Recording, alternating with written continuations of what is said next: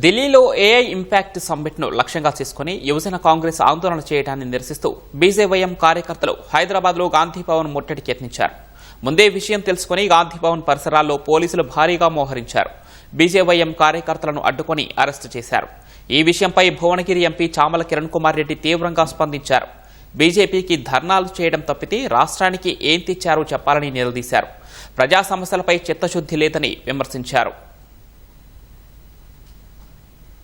BJP 8 మంది ఎంపీలు తెలంగాణలో ప్రజల సమస్యల గురించి పరిష్కారం చేయరు, కానీ ఎక్కడో దేశవ్యాప్తంగా ముట్టడి చేయమంటే కాంగ్రెస్ పార్టీ ఆఫీసులను ముట్టడి చేయడాన్ని తప్పుగా పరిగణిస్తున్నాము. ఎందుకంటే ఇలాంటి ముట్టడిల వల్ల కాంగ్రెస్ పార్టీ నాయకులను భయపడం, ప్రజా సమస్యల మీద దృష్టి పెట్టకుండా ఇలాంటి కార్యక్రమాలు చేయడం వల్లనే బీజేపీ పార్టీ ఈరోజు తెలంగాణలో ఎక్కడ లేని పరిస్థితిలో ఉంది.